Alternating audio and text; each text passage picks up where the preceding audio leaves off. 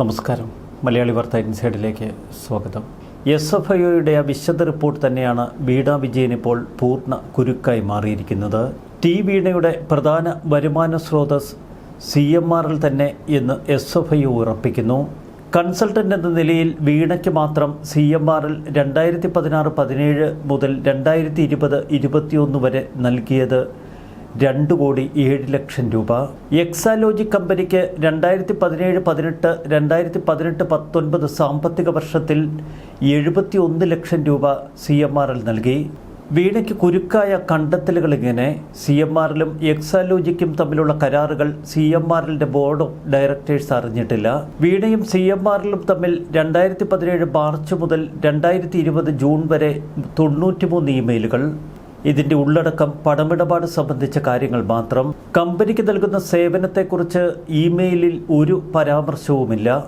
2019 ജനുവരിയിൽ എക്സാലോജിക്കിൻ്റെ ഇൻവോയ്സുകൾ ഫയലിൽ രേഖപ്പെടുത്തുന്നത് CMRL അവസാനിപ്പിച്ചു. അതിന് കാരണമുണ്ട്. CMRLിൽ ആദായനികുതി വകുപ്പിൻ്റെ ഒരു റെയ്ഡ്. ആദായനികുതി വകുപ്പിൻ്റെ റെയ്ഡിന് പിന്നാലെ എക്സാലോജിക്കിന് പണം നൽകിയതിൻ്റെ ഇൻവോയ്സുകൾ പിന്നീട് CMRL സൂക്ഷിച്ചതേയില്ല. എന്നാൽ IT കൺസൾട്ടൻ്റ് എന്ന നിലയിൽ വീണയ്ക്ക് 2020 ഏപ്രിൽ വരെ ഇൻവോയ്സ് അനുസരിച്ച് പണം നൽകി. 2021-22 വർഷത്തിൽ എക്സാലോജിക് അതിൻ്റെ പ്രവർത്തനങ്ങൾ അവസാനിപ്പിച്ചു.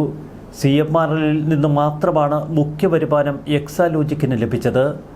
മറ്റ് ചില ബിസിനസ് സ്ഥാപനങ്ങൾ എക്സാലോജിക്കിന് മാസപ്പടി എന്നതുപോലെ കുറച്ച് പണം കൈമാറിയിരുന്നു. അവർക്കും സേവനങ്ങൾ നൽകിയതിൻ്റെ വിശദാംശങ്ങൾ എക്സാലോജിക്കിലില്ല. നൽകാത്ത സേവനത്തിൻ്റെ പേരിൽ CMRL നൽകിയ പണം ഇത് കള്ളപ്പണ ഇടപാടിൻ്റെ പരിധിയിൽ വരും എന്ന് ED ഉറപ്പിക്കുന്നു. അന്വേഷണത്തിൽ തുടർ നടപടികളിലേക്ക് എൻഫോഴ്സ്മെൻറ്റ് ഡയറക്ടറേറ്റ് ഇന്നലെ കടന്നു. വീണയുടെ സ്വത്തുക്കൾ എത്രയും പെട്ടെന്ന് മരവിപ്പിക്കാനുള്ള നീക്കങ്ങളാണ് ഇപ്പോൾ എൻഫോഴ്സ്മെൻറ്റ് ഡയറക്ടറേറ്റ് നടത്തുന്നത്. കള്ളപ്പണം വെളുപ്പിക്കൽ കേസിൽ സാധാരണ സ്വീകരിക്കുന്ന ഒരു നടപടിയാണിത്. വീണയ്ക്കുള്ള ബാങ്ക് അക്കൗണ്ട്, സ്ഥിര നിക്ഷേപം എന്നിവയുമായി ബന്ധപ്പെട്ട വിവരങ്ങളുടെ രേഖകൾ ഇക്കഴിഞ്ഞ ദിവസം നടന്ന പരിശോധനയിൽ എൻഫോഴ്സ്മെൻറ്റ് ഡയറക്ടറേറ്റ് കണ്ടെടുത്തിരുന്നു. ഇതിൻ്റെ അടിസ്ഥാനത്തിൽ വീണയെ ചോദ്യം ചെയ്യുകയും അപ്പോൾ തന്നെ സ്വത്തുക്കൾ കണ്ടുകെട്ടുകയും ചെയ്യുകയാണ് EDയുടെ അടുത്ത നടപടി. വീണയ്ക്ക് നാളെ തന്നെ സമൻസ് കൈമാറുമെന്ന വിവരമാണ് ഏറ്റവും ഒടുവിൽ ED സോഴ്സുകളിൽ നിന്നും പുറത്തേക്ക് വരുന്നത്. 2,78,00,000 രൂപ കൈപ്പറ്റി.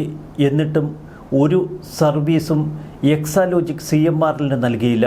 വീണ വ്യക്തിപരമായി യാതൊരുവിധ കൺസൾട്ടൻസിയും CMRLന് നൽകിയില്ല.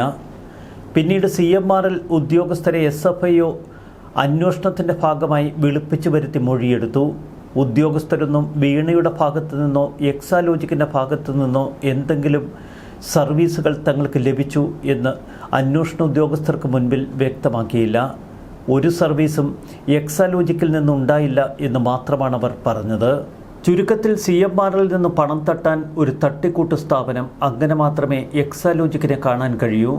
ഈ കേസുമായി ബന്ധപ്പെട്ട അന്വേഷണം നടത്തിയ ആദായനികുതി വകുപ്പും പിന്നീട് സീരിയസ് ഫ്രോഡ് ഇൻവെസ്റ്റിഗേഷൻ ഓഫീസും ഒരേ ഒരു ചോദ്യമാണ് വീണയോട് ചോദിച്ചത്: ഈ പണം കൈപ്പറ്റി എന്നതിൻ്റെ രേഖകൾ ഞങ്ങളുടെ കൈവശമുണ്ട്. ഈ പണത്തിന് പ്രത്യുപകാരമെന്ന നിലയിൽ എന്ത് സർവീസാണ് എക്സാലോജിക് CMRLന് നൽകിയത്? എക്സാലോജിക് നൽകിയ സേവനത്തെക്കുറിച്ച് അന്വേഷണ ഉദ്യോഗസ്ഥർക്ക് മുൻപിൽ വിശദീകരിക്കാൻ വീണയ്ക്ക് കഴിഞ്ഞില്ല. എന്നാൽ സംസ്ഥാന സർക്കാരിൽ തീരുമാനങ്ങൾ എടുക്കുന്ന ഒരു പ്രധാന വ്യക്തിയുടെ മകൾ എന്ന നിലയ്ക്ക് വീണയ്ക്ക് ലഭിച്ച പണം അഴിമതി പണമാണ് എന്ന് ആദായനികുതി വകുപ്പ് കണക്കുകൂട്ടി. 2019-20 കാലഘട്ടത്തിൽ കരിമണൽ ഖനനത്തെ തടയിടുന്ന ചില കേന്ദ്ര നിയമങ്ങൾ നിലവിൽ വന്നു. എന്നാൽ അവ നടപ്പിലാക്കാൻ സംസ്ഥാനം പിന്നീട് 4 വർഷത്തോളം താമസിപ്പിച്ചു. ഇതിനു പിന്നിൽ കർത്തയുടെ പണമിടപാടുകളാണ് എന്ന് വ്യക്തം. പിണറായി വിജയന് കർത്തയുടെ CMRL അനധികൃത പണം കൈമാറിയോ എന്നതിനെക്കുറിച്ചുള്ള അന്വേഷണ റിപ്പോർട്ടുകൾ പുറത്തു വരുന്നില്ല. എന്നാൽ പിണറായി വിജയൻ്റെ മകൾ വീണ വിജയന് ബാങ്ക് വഴി നൽകിയ പണത്തിൻ്റെ വിവരങ്ങൾ പുറത്തു വന്നതോടെ ഇത് അഴിമതിയുടെ പരിധിയിൽ വരും എന്ന് അന്വേഷണ ഏജൻസികൾ ഉറപ്പിച്ചു. CMRL managing director SN Sasidharan കർത്തയും വീണയും പണം തട്ടിപ്പ് നടത്തി എന്ന് SFIO വിലയിരുത്തിയിരുന്നു. SFIOയുടെ ഈ റിപ്പോർട്ടിൻ്റെ പശ്ചാത്തലത്തിലാണ് കള്ളപ്പണം വെളുപ്പിക്കൽ തടയുന്നതിനുള്ള നിയമമായ PMLA കുറ്റം ചെയ്തിട്ടുണ്ടോ എന്ന പരിശോധന ഇപ്പോൾ ED നടത്തുന്നത്. ഇത്തരം കുറ്റകൃത്യങ്ങളിൽ ബാങ്ക് ലോക്കർ മരവിപ്പിക്കലാണ് ആദ്യ നടപടി. പിന്നീട് ചോദ്യം ചെയ്യലും സ്വത്ത് മരവിപ്പിക്കലും. ആദായനികുതി റിട്ടേണുകളിൽ എക്സാലോജിക്കിൻ്റെ മുഖ്യ വരുമാനം CMRൽ നിന്നുള്ള ഈ ഫണ്ട് തന്നെ. ഇത്തരമൊരു കേസിൽ വീണ വിജയൻ കുടുങ്ങിയാൽ പിണറായി വിജയനിലേക്ക് കേസ് തിരിയും എന്നുറപ്പാണ്. ഇക്കാര്യം ഷോൺ ജോർജ് ഉറപ്പിക്കുന്നു. വീണ വിജയൻ കൈക്കൂലിപ്പണം വാങ്ങിയത് പിണറായി വിജയന് വേണ്ടി, അഥവാ CMRൽ കമ്പനിക്ക് അനർഹമായ പല ആനുകൂല്യങ്ങളും സർക്കാരിൽ നിന്ന് നൽകിയത് പിണറായി വിജയൻ. അങ്ങനെയെങ്കിൽ അഴിമതിപ്പണം പിണറായി വിജയൻ്റെ മകൾ വാങ്ങി എന്നതിൻ്റെ പേരിൽ അവർ മാത്രമായിരിക്കില്ല പ്രതിപ്പട്ടികയിൽ വരിക.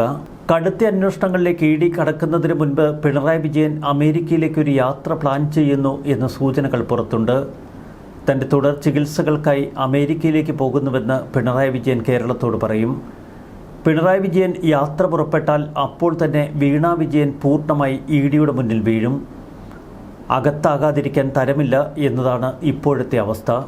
PV മാത്രമല്ല, നിരവധി നേതാക്കൾ കർത്തയുടെ ഡയറിക്കുറിപ്പിലുണ്ട് എന്നൊക്കെ പറഞ്ഞൊഴിയാൻ CPM നേതാക്കൾ ശ്രമിക്കും.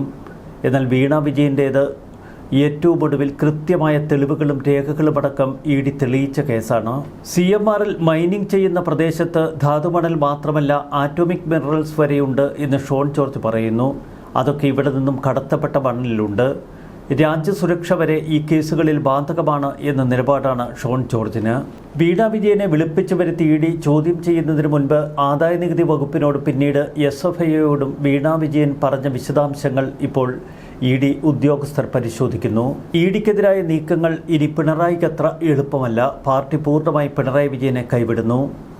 പിണറായിയെ തേടി ED എത്തിയാൽ പാർട്ടി ഒപ്പമുണ്ട്. എന്നാൽ പിണറായിയുടെ മകളെ സംരക്ഷിക്കാൻ പാർട്ടി ഓടിയെത്തേണ്ട എന്നാണ് കൊല്ലം ഏരിയ കമ്മിറ്റിയിൽ ഉയർന്ന വിമർശനം. പൂർണ്ണമായും പിണറായി വിജയനെ പരിഹസിച്ചുകൊണ്ട് പലരും അവിടെ സംസാരിച്ചു. വീണ വിജയനു വേണ്ടി എന്തിന് പാർട്ടി പ്രതിരോധത്തിനിറങ്ങുന്നു എന്ന് നേതാക്കൾ പരസ്പരം ചോദിക്കുന്നു. കൊല്ലം ഏരിയ കമ്മിറ്റി യോഗത്തിൽ ഈ ഒരു സംസാരം ഉച്ചത്തിലുമായി. ഹൈക്കോടതി ED അന്വേഷണത്തിന് അനുമതി നൽകിയതോടെയാണ് തൊട്ടടുത്ത ദിവസം വെളുപ്പിന് 12 ഇടങ്ങളിൽ റെയ്ഡുമായി എൻഫോഴ്സ്മെന്റ് ഡയറക്ടറേറ്റ് ഉദ്യോഗസ്ഥരെത്തിയത്. റെയ്ഡിന്റെ ഭാഗമായി തിരുവനന്തപുരത്ത് ബേക്കർ ജംഗ്ഷനിൽ പിണറായി വിജയൻ താമസിക്കുന്ന വീടും ED ഉദ്യോഗസ്ഥർ അരിച്ചുപെറുക്കി. തുടർന്ന് ശശിധരൻ കർത്തയും വീണയുമായി ബന്ധപ്പെട്ട 242 ബാങ്ക് അക്കൗണ്ടുകൾ ED മരവിപ്പിച്ചു. വീണ വിജയനെ റെയ്ഡ് നടന്നുകൊണ്ടിരിക്കുമ്പോൾ തന്നെ എൻഫോഴ്സ്മെന്റ് ഡയറക്ടറേറ്റ് ചോദ്യം ചെയ്തിരുന്നു. ED റെയ്ഡിന് ശേഷം തിരുവനന്തപുരത്ത് പിണറായിയുടെ വീട്ടിൽ നിന്നിറങ്ങിയ ED ഉദ്യോഗസ്ഥ സംഘത്തെ ഒരു കൂട്ടം CPM പ്രവർത്തകർ അതിക്രൂരമായി ആക്രമിച്ചു. അവരുടെ വാഹനം തകർത്തു. 200ഓളം CPM ഗുണ്ടകളെ അറസ്റ്റ് ചെയ്യാനുള്ള നീക്കത്തിലാണിപ്പോൾ പോലീസ്. 25ലധികം CPM പ്രവർത്തകർ ഇപ്പോൾ കസ്റ്റഡിയിൽ. ആദ്യ 5 പ്രതികൾ ജാമ്യാപേക്ഷ കോടതിയിൽ നൽകിയെങ്കിലും കോടതി ജാമ്യാപേക്ഷ തള്ളിക്കളഞ്ഞു. രാജ്യദ്രോഹത്തിൻ്റെ പരിധിയിൽ ഈ കേസ് ഉൾപ്പെട്ടേക്കാം എന്നാണ് കോടതി നിരീക്ഷിച്ചത്. എല്ലാറ്റിനും ഒടുവിൽ വീണ വിജയനെ ചോദ്യം ചെയ്യാനുള്ള സാധ്യത ഏറെ ഉയർന്നിരിക്കുന്നു. അതെപ്പോൾ സംഭവിക്കും എന്ന് മാത്രമേ ഇനി അറിയേണ്ടതുള്ളൂ. വീണ വിജയനെ ചോദ്യം ചെയ്യാനായി വിളിപ്പിച്ചു വരുത്തിയാൽ ആ നിമിഷം തന്നെ പിണറായി അമേരിക്കയ്ക്ക് പുറപ്പെടും. കാരണം വീണ വിജയനെ ചോദ്യം ചെയ്ത് പിണറായിയിലേക്ക് എത്തുകയാണ് ED ഉദ്യോഗസ്ഥരുടെ ലക്ഷ്യം.